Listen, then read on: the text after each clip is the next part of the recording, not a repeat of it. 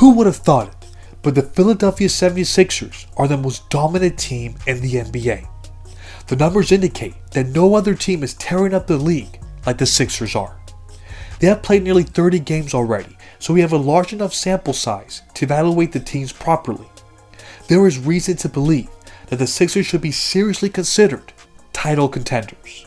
But what has impressed me tremendously is their advanced numbers. They currently rank first in offensive rating and margin of victory. They are also second in simple rating system. If that's not impressive enough, they are currently producing historic numbers. Keep in mind that these rankings are as of Christmas of 2023, in case you're watching this way down the line. They currently have the 5th highest margin of victory and the 8th highest simple rating system for a single season in league history. As of right now, they are in the company of some truly legendary teams. There are only 10 teams that have ended the season with double-digit margin of victory and simple rating system.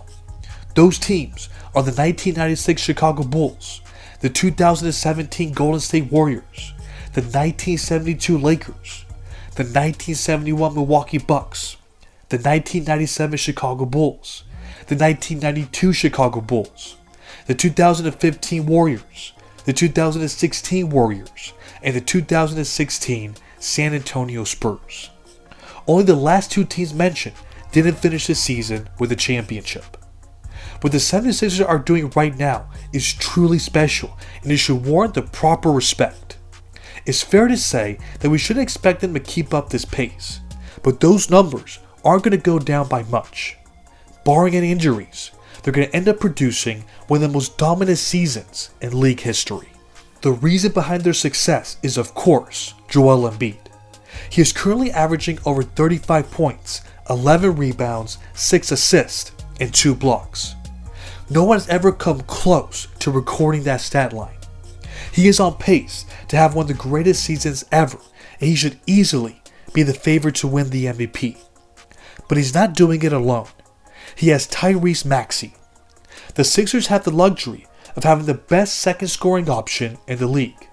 He's 12th in scoring, and he's just above Damian Lillard for the best scoring co-star in the NBA.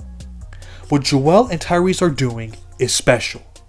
We are witnessing the best scoring duo since Elgin Baylor and Jerry West combined to average 69.1 points per game in 1962. Then you have Tobias Harris, who is a perfect third star to have. He knows his role and he can be productive without having to dominate the ball. Getting rid of James Harden unleashed so many possibilities for them on offense, and they are starting to figure things out. That's why it's not surprising to me that they are arguably the best offensive team in the league. But what puts them in such historic company is not just their greatness on offense. What those 10 teams have in common is that they were all great on the defensive end. The Sixers have that box checked as well. They currently rank 5th in defensive rating and 6th in opponents' points per game. Because they're so great on both ends of the floor, they have the best net rating in the NBA. They have an impressive 11.3 net rating, which is such an insanely high number. They have all the signs of a great team, but they're not getting the attention they deserve because of their past history. There are questions that won't get answered till the playoffs arrive. We have seen them be great in the regular season before. We have seen Joel Embiid play like the MVP of the league more than once. I get that we don't want to fall for this again. Joel needs to show us that he can impose his will in the playoffs. We don't know if Tyrese can maintain this level of play in the postseason. These are all legitimate question marks. So the best thing that they can do is set themselves up for the easiest road to the finals. Here's why I say this.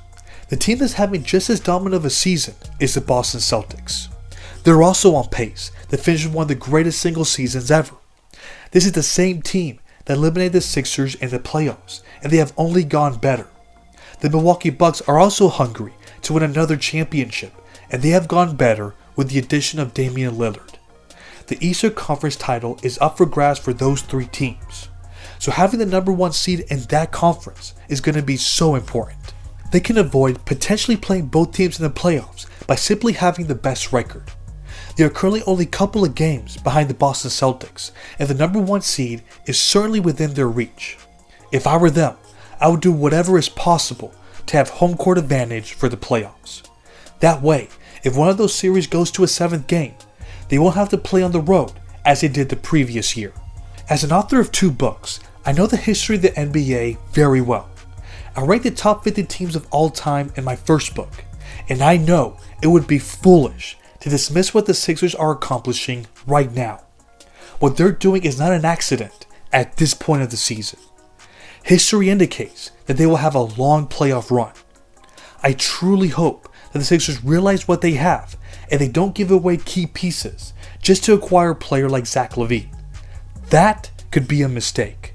I would instead try to add more depth to this team and build on what they have. As far as Joel Embiid, I don't think it's too late for him to change his ways in the playoffs. He wouldn't be the first one to win his first title this late in his career. Don't forget that Hakeem Olajuwon and Wilt Chamberlain won their first title in their 30s. He could be on a similar trajectory. Maybe you have given up on him, but I haven't.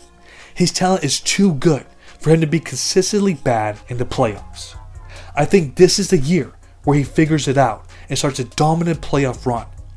I'm not saying they're going to win the title just yet. All I'm saying is watch out for the 76ers because they're coming. What about you all? Do you also have high hopes for this team? Or do you think they'll break your heart in the playoffs once again? Let me know in the comments. Thanks for watching.